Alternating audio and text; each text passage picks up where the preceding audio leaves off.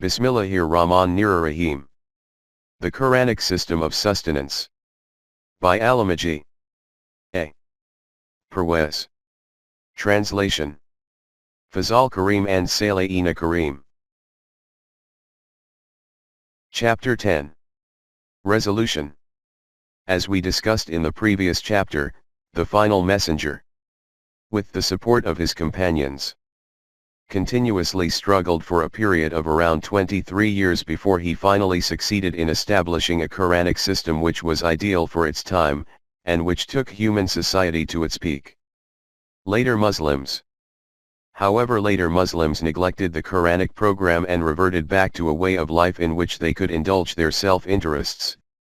In making this choice, Muslims ended up just as the Quran had forewarned, living in hunger and fear, and in disgrace.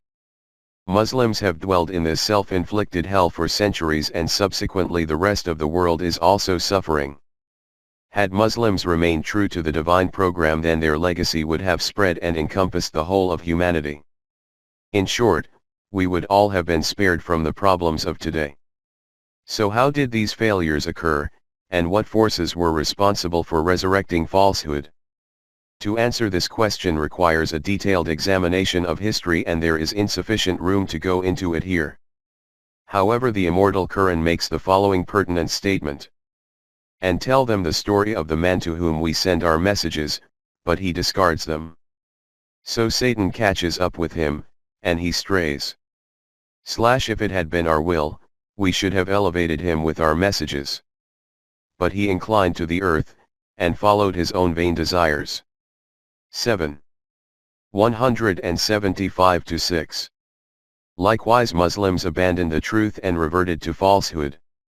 His similitude is that of a dog.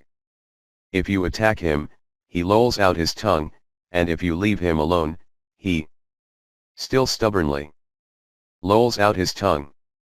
That is the similitude of those who reject our messages. So relate the story, that they may reflect. Evil is the example of people who reject our messages and wrong their own selves. 7. 176-7. We should also take a look at what the Quran says about the laws governing the rise and fall of nations. The Quran provides details on many nations, but has also succinctly stated the root cause of their decline, thereby revealing the bigger picture. Behold, you are the ones invited to spend freely in God's cause. But among you are some that are miserly. Yet any who is miserly is but miserly at the expense of his own self. For God is indeed self-sufficient, and you stand in need of his God-given sustenance. If you turn back from the path, he will cause another people to take your place, and they will not be like you. 47. 38. The Quran has thus shown us that the overwhelming early success of Muslims was down to the divine system which they had established for the sustenance of humanity. Once they reverted to old habits and reinstated man-made selfish systems, everything that they had accomplished was lost. Note that when the Quran refers to a nation's destruction, this is not a literal statement that every member of that nation is wiped from the face of the earth. In fact, their destruction takes a far worse form. The nation physically remains in existence, but loses its dignity and status in the comedy of nations. It is considered a dead nation. Hence the Quran states, "Theirs is a hellish existence, in which they will then neither die nor live." 87. 13. Careful consideration of these facts will surely lead us to the realization that this has been the plight of Muslims for centuries. The story of Adam. The question now is, do dead nations remain disgraced forever, or is there a way to revive them? The Quran replies in the affirmative. The one and only way is to wholeheartedly adopt the divine system and thereby earn its benefits once again. As long as they do not take this step, they will continue to remain in hell. He whom God guides, he alone is truly guided. Whereas those whom he lets go astray, it is they who are the losers. 7. 178. God does not change a people's condition unless they change their inner selves. And when God wills people to suffer evil, in consequence of their own evil deeds. There is none who can avert it, for they have none who could protect them from him. 13. 11. Also 8. 53. Here we should revisit the story of Adam. The Quran tells us that Adam was living in heaven, where he never had to worry about his means of sustenance. Everything he needed was available in abundance. This was so that Adam could get on with working towards the greater purpose for which he was created, without socio-economic worries getting in the way. Adam was deceived by Satan, and subsequently the children of Adam began to pursue self-interests. They became increasingly divided due to jealousy, hatred, and grudges, and became mutual enemies. Abundance turned into scarcity. Adam suffered from hunger and exposure, and he lived in fear of failing to secure his means of sustenance. Hence his former heavenly existence was left far behind. Now all his energies were spent on finding food, shelter, etc., and taking care of his offspring. He forgot the higher purpose for which he was created. Adam seemed to be without hope and he despaired of his present existence. He had no idea what to do. God reassured him and told him that he could atone for this mistake. Adam needed only to follow his path, and he would find himself on a fast route back to heaven. And since this heaven would be built through Adam's own efforts, he would never have to leave it again. It would be of Adam's own making, through his own deeds. For such will be the paradise which you shall have inherited by virtue of your past deeds. Fruits of those deeds shall you have in abundance, and thereof shall you partake. 43. 72-3. This in short is the story of Adam according to the Quran, and it is likewise an analogy for the rise and fall of nations. In the period of the Messenger, when the Quranic program was being implemented, Muslims were living in a heavenly existence with rivers of milk and honey. 47. 14. Later the children of Adam once again destroyed their heaven with their own hands, and again fell into despair. That state of despair is at its peak today. There is only one solution, and it is the same as the one that was given to Adam. We said, "Down with you all from this state. But, nonetheless, we shall send you our guidance. And those who follow my guidance need have no fear, and neither shall they grieve." 2. 38. But the question arises: how can we reform the society of today? Where do we begin? Who will lay the foundations? This is the question that has confronted every individual who is aware of the truth, and it has been a stumbling block for many. It is important that we fully understand the issue at hand, and we can do so with the following analogy. Two farmers live in an area affected by drought, and grain is scarce. They each possess the same amount of wheat. At the time of year when farmers are supposed to cultivate the fields, one farmer chooses to grind his grain into flour to feed his family, while the other plants his grain. For a while, the first farmer and his family have food to eat, and the family of the second farmer go through hardship since they have a lack of available food. However, the following year the situation is reversed. The first farmer runs out of flour and has nothing to eat, while the second farmer not only has plenty from his newly grown crop, but he also has enough surplus to replant more grain, thereby ensuring that his family will be taken care of during the following year as well. The first farmer obviously thought only in the short term, and so he prospered only in the short term, leaving nothing for himself and his family in the long term. There are men who say, "Our Sustainer, give us thy bounties in this world," but they will have no portion in the hereafter. 2. 200. See also 3. 77. The second farmer, however, was more far-sighted, and thus he prospered in the long term. And there are men who say, "Our Sustainer, give us good in this world and good in the hereafter, and defend us from the torment of the fire." 2. 201. So what was it about the second farmer that made him ignore his short-term needs even as he watched his neighbor happily feeding his family? The obvious answer is his conviction that for every seed he planted he would get back several hundred. This was his reason for ignoring his short-term needs. Had he not been utterly convinced of this outcome, he would never have planted his grain. He had conviction in the Sunnatullah, lit. The habit of God. That is his absolute natural law. The farmer had of course witnessed this process many times during his life, and so he had the experience to know what to expect when he cultivated the land. Conviction in the unseen. But what would be the case if this man had never seen this process? If someone were to simply tell him that burying the seed would magically turn it into a crop, then it would be extremely difficult for him to accept. Even if he was willing to try, those around him would call him mad and mock him and knock his confidence. Even as he was waiting for the crop to grow, he would be in a state of anxiety. But if he bore this period with patience, then with time he would receive the proof that indeed planting the seed creates an abundance of produce. This is what is termed conviction in the unseen. The believing pioneers. From the above analogy we get a good idea of what the pioneers of the divine system come up against. The concept of life presented in the book is not presently in operation anywhere in the world. In fact, it is totally at odds with all systems currently operating in human society. Humanity in general accepts the mentality of taking as a means of survival, in accordance with the demands of the intellect. The outcome of such a lifestyle is plain to see in today's inequitable world. Humanity is much like that first farmer of our analogy, who is grinding his grain into flour and feeding his family in the short term. Contrary to this, the Quran teaches any would-be pioneers that the secret to protecting life lies not in taking but in giving.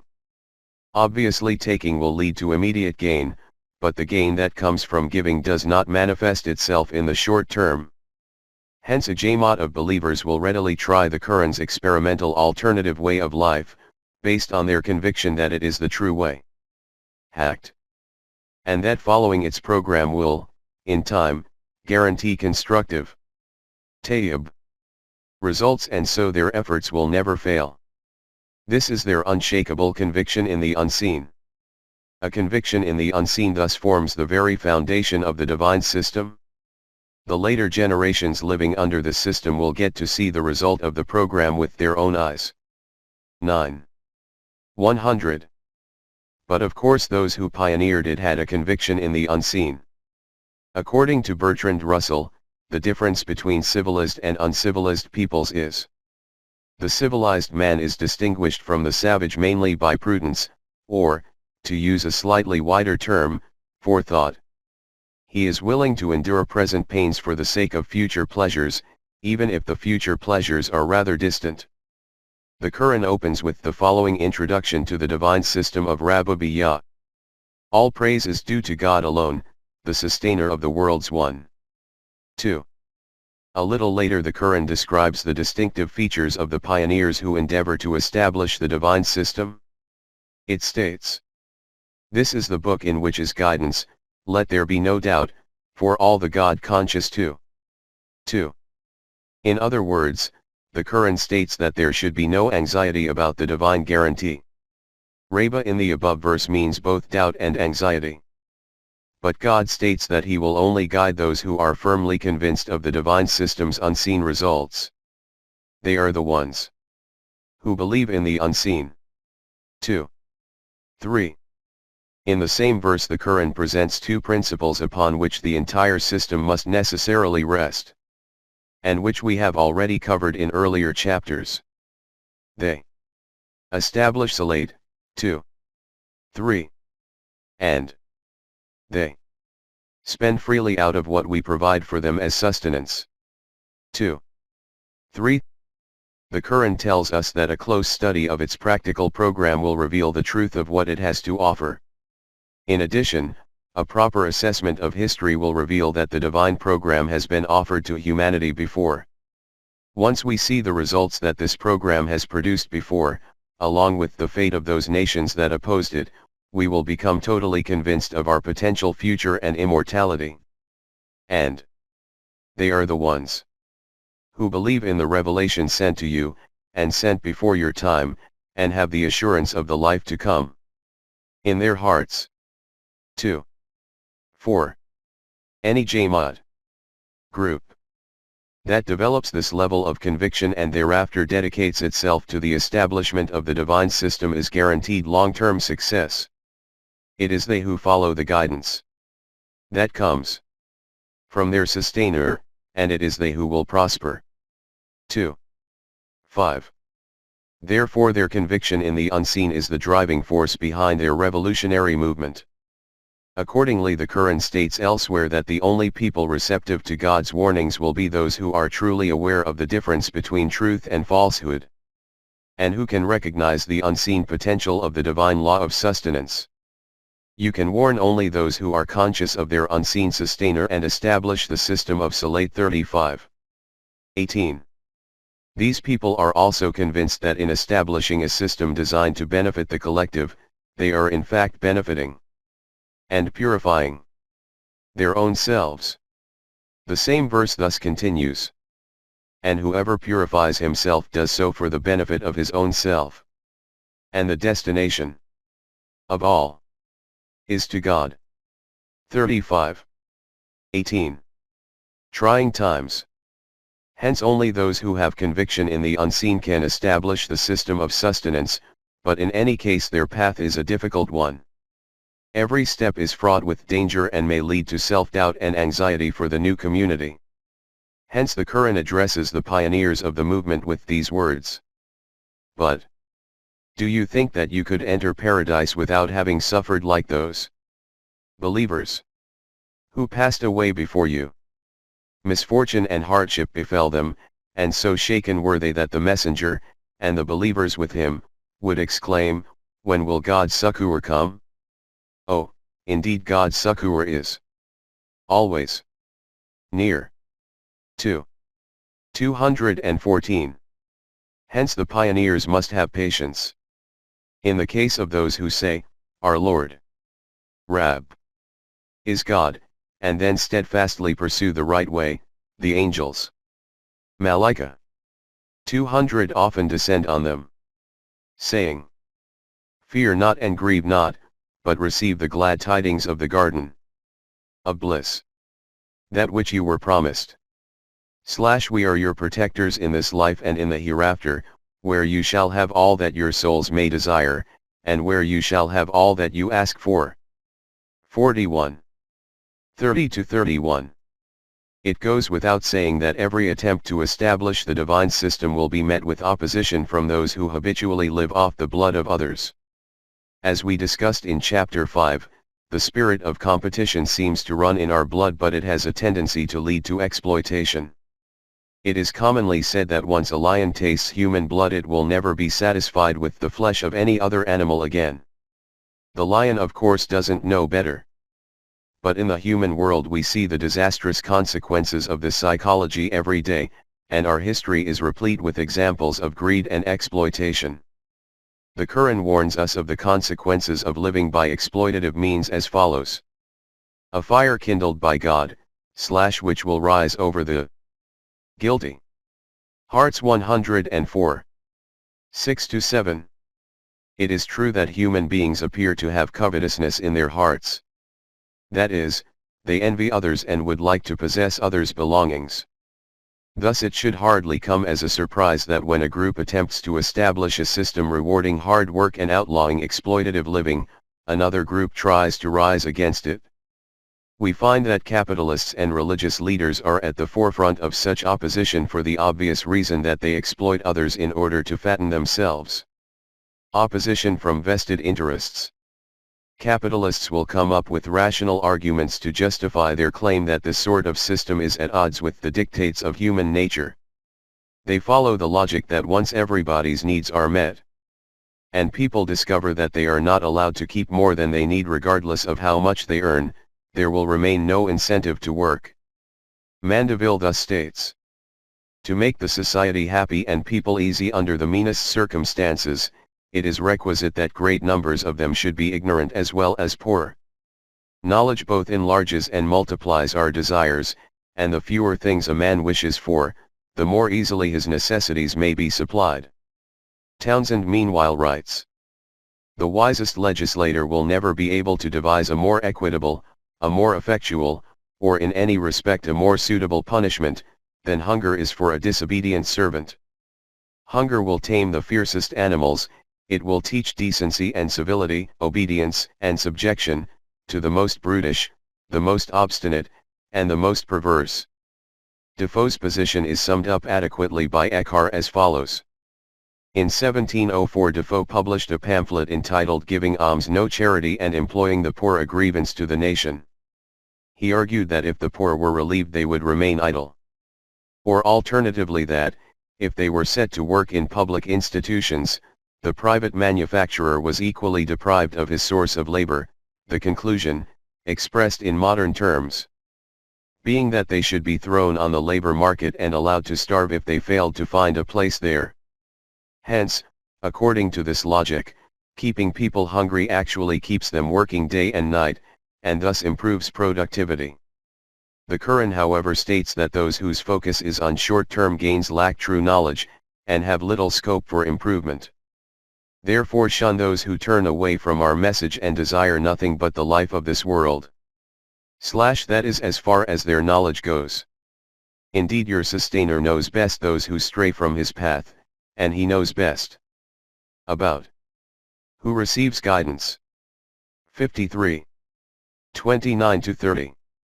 The religious leaders meanwhile will issue fatwas to claim that whoever gives zakat out of his capital will sanctify the rest of it, and that every man has the right to own his land, his possessions, and his inheritance. There is no limit, they will say, as to how much an individual may acquire and own, nor can he be deprived of his possessions. The rich-poor divide has come from God. Any attempt to change the status quo is to go against the will of God.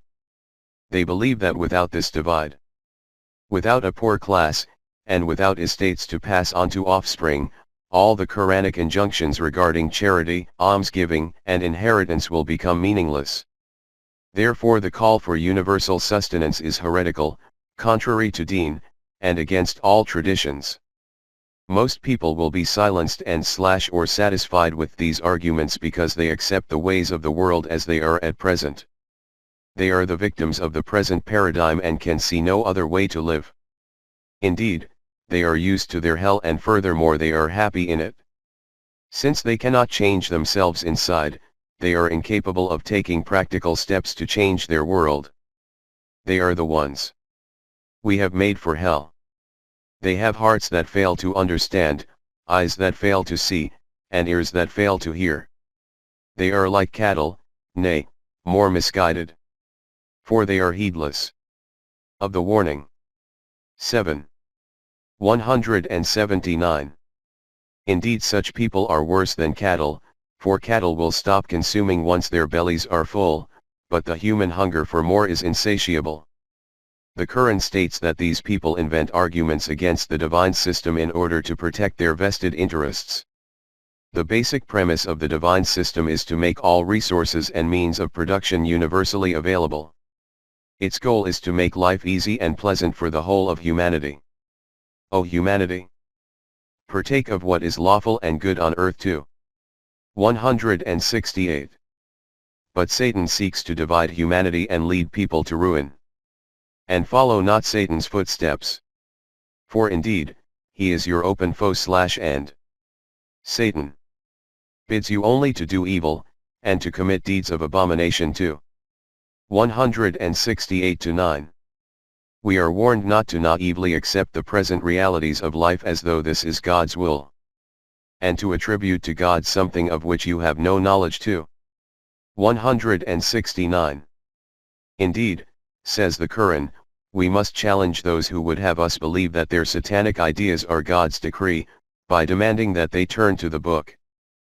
But when they are told, follow what God has revealed, some answer, no, we shall follow the ways of our forefathers.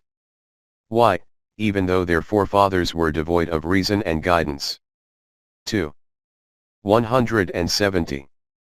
According to the Quran, if the advocates of the divine system remain firm in their stance in the face of all opposition, then in time God's absolute law of respite will guarantee that the constructive program of the believers will overcome the opponent's destructive program. This is part and parcel of the Quranic revolution. Rise of the revolution. Of course the believers begin the preparations for this revolution long in advance, through long-term education. But once it takes off, it takes the enemy completely by surprise. Those who treat their inevitable meeting with God as a falsehood are lost indeed, until all of a sudden the hour comes upon them, and they say, "Ah! We despair that we disregarded the truth of it. For they shall bear their burdens on their backs, and evil indeed are the burdens that they bear." What is the life of this world but a play and passing delight? But best is the life in the hereafter, for those who are conscious of God. Will you not then use your reason? 6. 31-2. Once the revolution has taken off, it will be too late for the opponents to make amends. Hence the Quran states that our intent and focus should be to strive for restoring balance in society in accordance with the true way, before it becomes too late to turn back.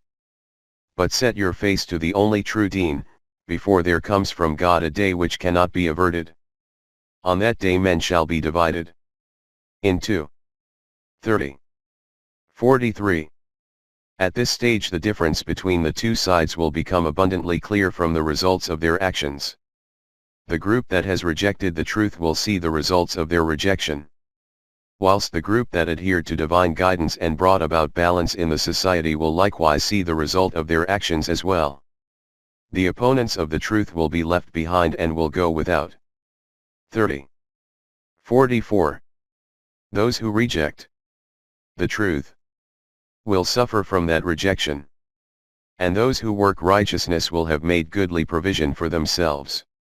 So that he may reward those who believe and work righteous deeds, out of his bounty.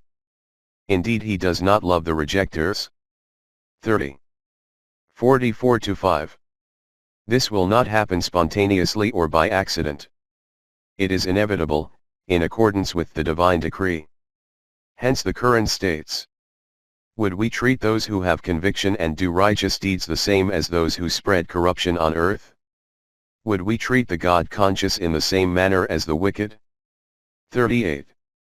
28. It would be hardly fair if the two were to share the same fate. Hence the Quran states, "The blind and the seeing are not alike. Nor are the depths of darkness and the light. Nor are the cooling shade and the scorching heat. And neither are those that are living and those that are dead of heart alike.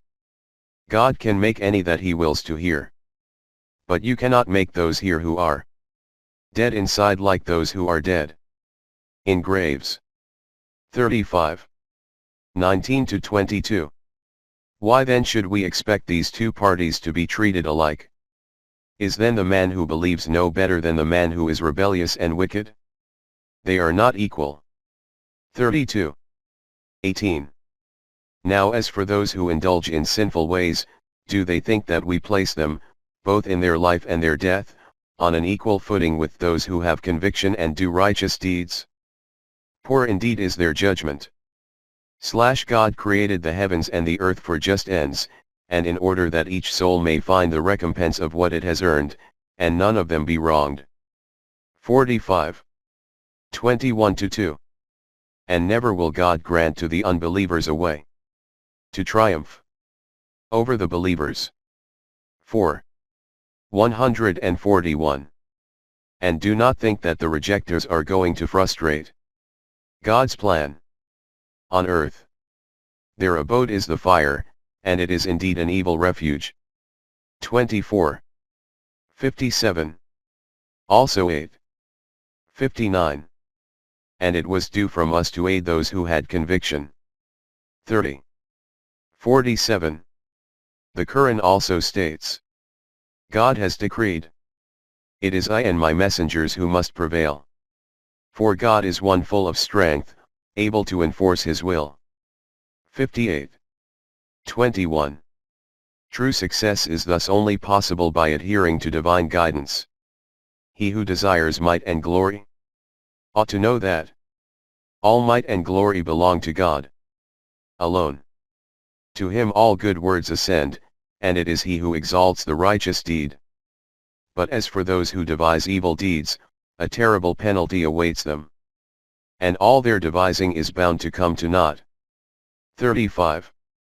10. In other words, not only must a society have a clear understanding of the divine principles that will bring true prosperity. To him all good words ascend. But its people must act on them. He exalts the righteous deed. However, a society that adopts falsehood and operates on selfishness and exploitation, devise evil deeds, is destined to destroy itself. This is the end of those who deny people their basic rights. The last remnant of the wrongdoers was wiped out. Praise be to God, the sustainer of the worlds. Rabbi el-Alamin. 6. 45. All traces of falsehood will be eliminated thanks to the Sustainer*s divine decree. Then praise be to God, Sustainer of the heavens and Sustainer of the earth, Sustainer of all the worlds. 45. 36. His universal and absolute sovereignty, on earth and beyond, will be acknowledged by all. To him be glory throughout the heavens and the earth. 45. 37. His law is firm, dominates everything and is perfectly logical. That is, every cause has an effect. And he is exalted in power, full of wisdom. 45. 37. Hence God's will means that whether we come to power, or become weak, or have a place of honor, or are disgraced, is all down to his law of Makafat. Requital. Say, O God, Master of power and rule, you grant power to whomever you will, and you strip power from whomever you will. You give honor to whomever you will, and you bring disgrace to whomever you will. In your hand is all good. Indeed, you have the power to will anything. 3. 26. Here the law is that every action has a result which in turn has consequences which will become manifest in time. Every tiding has a term set for its fulfillment. And in time you will come to know the outcome. 6. 67. This is the period of delay or respite, which represents the term of a nation or society before its inevitable destruction. The length of this term is determined not by random external factors but by God's law, which takes into account the strength of every positive action and that of every negative action. God annuls or confirms whatever he wills, for with him is the source of all revelation. 13. 39. For all people a term has been set. When the end of their term approaches, they can neither delay it by a single moment, nor hasten it. 10. 49. No action, however large or small, is exempt from this law, and it all goes on record. What a record is this! It leaves out nothing, be it small or great, but takes everything into account. 18. 49.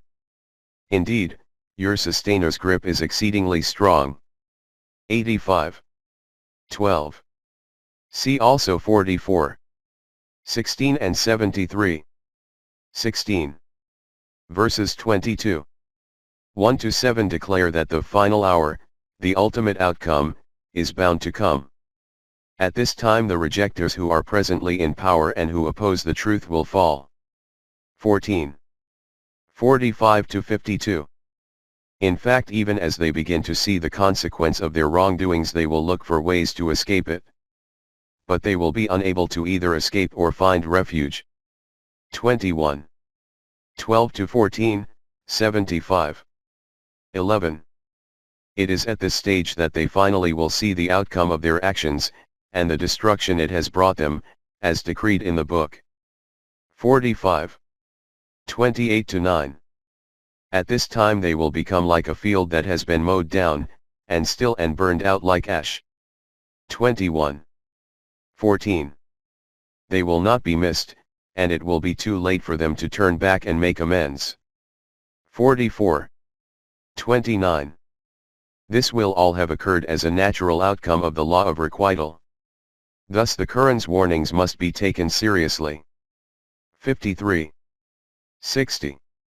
The Quran's clear and indisputable evidence helps to create a strong sense of conviction in the hearts of those who become the pioneers of the divine system.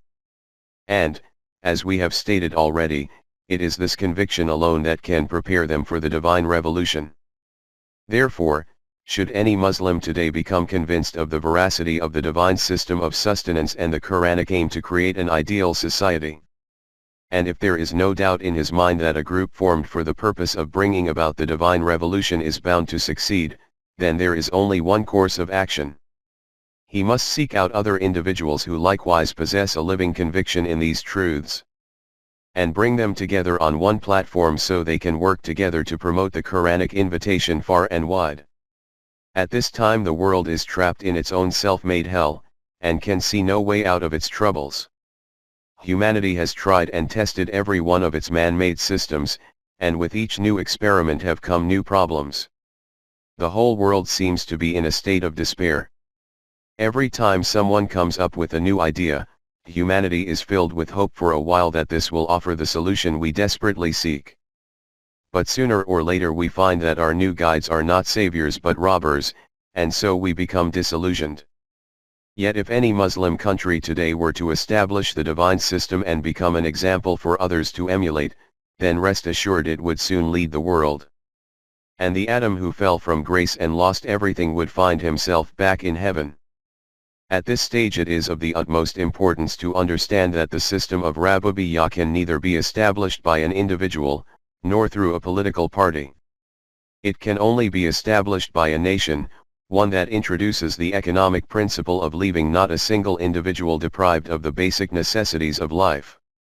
This nation must comprise of people who have a strong conviction in the law of the Quran and its permanent values, and who thus dedicate themselves to making this way of life, Deen, a practical reality.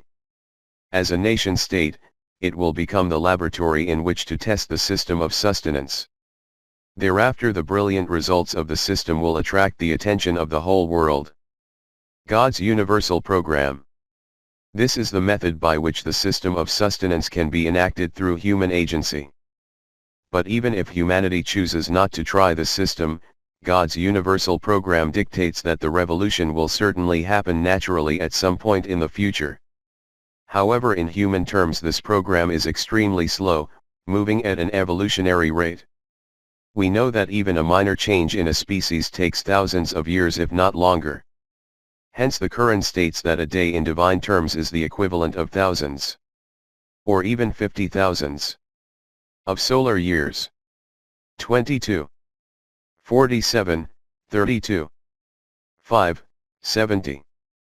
4. Goodness knows therefore how long it will take for the system of sustenance to become established at an evolutionary rate. In the present age humanity is bound to continue suffering and experiencing hardships and improving only very gradually. However, if humanity willingly takes divine principles as its guide, then this process will speed up and the results will be manifested much sooner.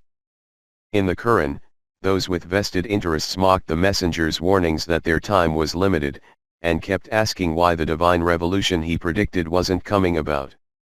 Yet they ask you to hasten on the punishment. But God will not fail in his promise. Indeed, a day in the sight of your sustainer is like 1,000 years of your reckoning. And to how many populations did I give respite, which were given to wrongdoing? In the end I punished them. To me is the destination of all. 22. 47-8. Thus, in accordance with the universal program, systems based on falsehood will be destroyed in the distant future. But since the messenger adopted the divine principles and made them the basis of his society, his opponents among the Quraysh saw the promised revolution with their own eyes. Hence the messenger's answer to the mocking questions of his people was, "All that has been promised to you will come to pass. Nor can you thwart it at all." Say, O Muhammad, O my people! Do whatever you can. I will do my part. Soon will you know to whom the future belongs. Certain it is that the evildoers will not prosper. 6. 134-5. In other words, the revolution was bound to come sooner or later. Left at the natural evolutionary rate, the universal program would take millennia, and in the meantime humanity would continue to suffer needlessly. However, if any nation decided to take control of its own destiny in accordance with the divine program, then the revolution would come about swiftly and without bloodshed. Leslie Paul thus writes: Man is an anti-evolutionist in his living. He does not wait for events to proceed in his direction or for time to function on his behalf. He proceeds to compel events. He wills that which he wants and transcends his circumstances by creative acts. He does not wait for the raspberries to evolve into jam, or for the bricks in the course of years to form themselves out of clay and build him a house. There is an absolute affinity between raspberries and jam, between clay and bricks, yet no possibility of an evolution of one into the other, however much one is potential in the other. Corn gives us bread, yet not in a million years does corn become bread. What is needed to produce one from the other is manufacture. A gross and violent intervention upon the part of man with the processes of nature, but one which is above all his normal procedure for grappling with the problems of his existence. Inherently these are acts of creation, or the repetition of them. What is incorrectly described as the evolution of man is full of these dramatic, self-revealing acts against his environment and even against himself, acts which cannot be inferred from what has gone before but deny or upset what went before. If they are not predictable as the acts of an inviolable law, they transcend law. They are their own law.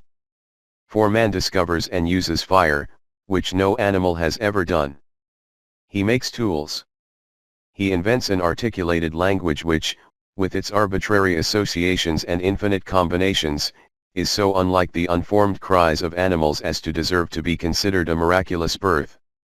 He caps this by an altogether inconceivable development, the association of arbitrary written signs which tally with spoken signs which stand for things. Not in a million years could these things have occurred by an evolution. Now let us consider the message of the Quran. As a matter of fact, it was a revolutionary message against all false and destructive ideals upon which humans have been building their societies. The Quran identifies each false ideal and clearly shows why it is false. In addition, it explains in detail the ideals of truth upon which human society should be based. The messenger strove against a false system and replaced it with a system that was based on truth, in accordance with the needs of his time. In other words, a revolution that ordinarily would have taken thousands of years to come about was brought to fruition within a mere few years. After some time, the same nation abandoned the truth and once again reverted to false ideals. People no longer took divine principles as their guide. Subsequently, it has been left to the natural processes of the divine program to bring about the revolution at an evolutionary rate. And yet, over the last 1400 years we have nevertheless witnessed that humanity is gradually letting go of false ideals. As an example, the Quran condemned monarchy as a falsehood 1400 years ago. It explained that no human had the right to rule another, and that people should adopt the principle of mutual consultation to manage their everyday affairs. The Quran verified. We can see that humanity is gradually beginning to accept the same truths that the Quran has propounded all along. Though it has not yet reached the ideal stage that the Quran can take us to, we have nevertheless abandoned the idol of monarchy and are advancing towards mutual consultation. Along with monarchy, the Quran has also denounced the institute of priesthood, which again has a false basis. It tells us that there is no need for an intercessor between people and God. Today priesthood has lost much of its former grip on humanity. The Quran has likewise taught that slavery is a blot on the face of humanity. It declares that all humans are created equal and everyone is equal by virtue of having a common origin. 4. 1. In this century we have taken strides in eliminating slavery across the world. The Quran states that division by color, caste, language, and ethnicity is utterly unacceptable and all human beings belong to one family and one ummah. Nation. Today the world's people are accepting this as a universal truth. All of these changes are happening gradually and automatically. This is the law that the Quran terms Sunnat Allah or habit of God. Or, in the words of Iqbal, the subtle signs of nature. It is this law that determines which ideas and systems will persevere, and which of them will be terminated. 13. 39. In short, the law dictates that those who live by falsehood will forge the instrument of their demise with their own hands, whilst the truth will out. In the words of the Quran, that he might justify truth and prove falsehood false, distasteful though it be to the guilty ones. 8. 8. Nay, we hurl the truth against falsehood, and it knocks out its brain. That is psychology. And behold, falsehood perishes. Ah! Woe upon you for the false things you ascribe to us. 21. 18. All that is of universal benefit to humanity will persevere, and that which is not universally beneficial will perish and be set aside. 13. 17. See how God presents a parable. A goodly word like a goodly tree. Shajari tayyib. Firmly rooted. Reaching out. With its branches towards the sky, yielding its fruit at all times by its sustainer's leave. 14. 24-5. The exploitative system called capitalism is based on falsehood, and so it cannot remain forever. A system can only persist if it guarantees the total sustenance and prosperity of humanity, that is, it meets the needs both of the physical body and of the self. Hence it will guarantee human success both in this world and in the hereafter. Just as some of the falsehoods mentioned in the Quran have already been exposed in the course of history, a revolution to end economic falsehood is bound to come. We can see an early acknowledgement of this fact today. In Chapter 8 we quoted Jack Belden's book, China Shakes the World, which reviews the Chinese Revolution. It has received critical acclaim among political thinkers in the West. Belden has written in his foreword to China Shakes the World that the world was surprised at how suddenly the Chinese Revolution took place. The Emperor of China, Chiang Kai-shek, held absolute power in his time, and the US had been supporting him, supplying weapons and ammunition in abundance. How, with all this power and wealth, was Chiang Kai-shek defeated, and why did the strategy of the US fail?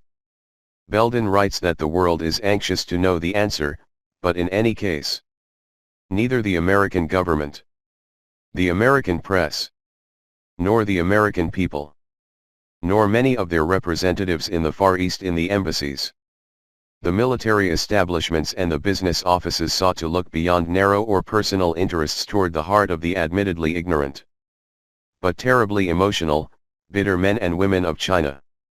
Belden adds, to all such people, one could justly address the words Mohammed used to denounce the Meccan merchants. But ye honor not the orphan, nor urge ye one another to feed the poor. Note that this non-Muslim American writer agrees with the truths that the Quran mentioned over a millennium ago. In fact, we can see subtle hints of the inevitable economic revolution in the Quran itself. The current system of economy in which earning potential and inheritance is unrestricted has of course existed for centuries. Since it has been around for so long, people have come to believe that this is the way it is meant to be, and indeed they will even defend it with the argument that it has a long tradition. Nay, we gave the good things of this life to these men and their fathers until the period grew long for them. 21. 44. But the Quran states, and in our time this statement is most pertinent. Do they see not that we gradually reduce the land in their control from its outlying borders?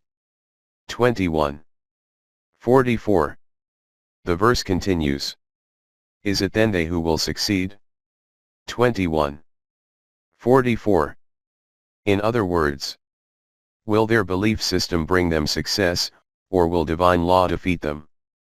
The time of an unjust economic system is coming to an end, and we are heading towards a new period that will stand for justice. We shall set up scales of justice for the day of judgment, so that not a soul will be dealt with unjustly in the least.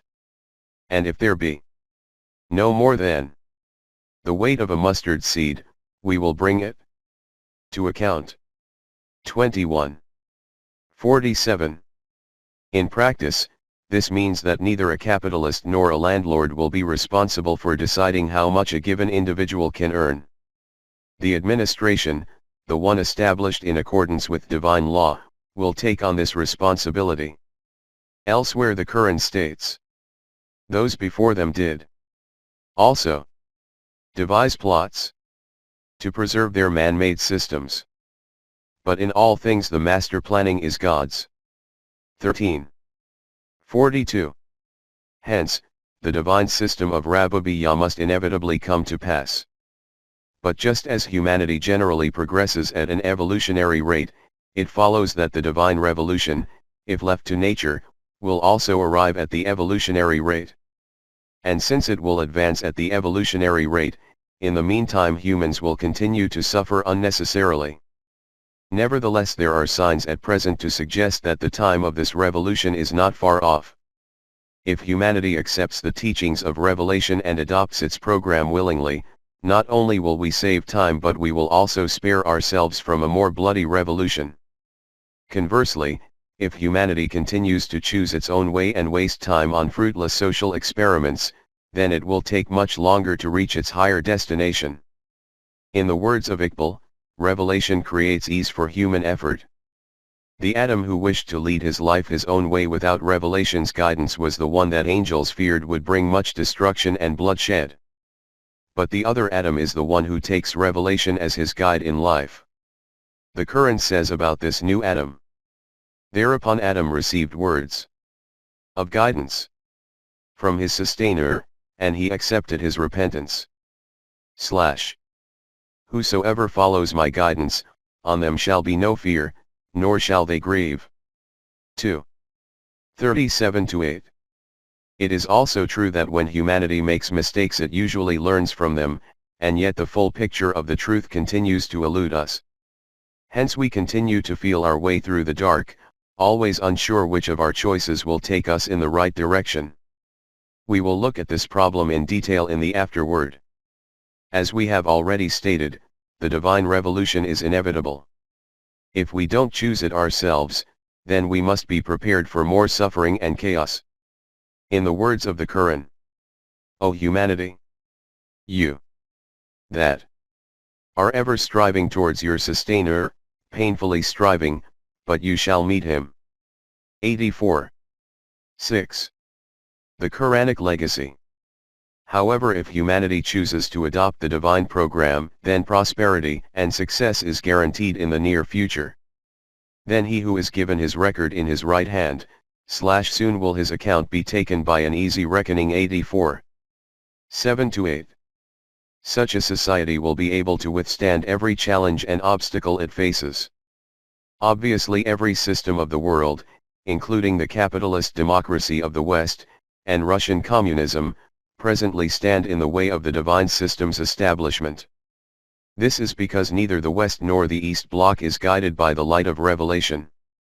Hence it will be necessary to reject both these systems in order to establish the divine system of Rububiyyah in their place.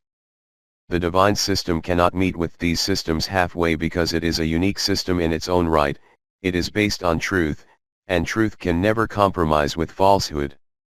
But this system will surely be established, and no power on earth can prevent it.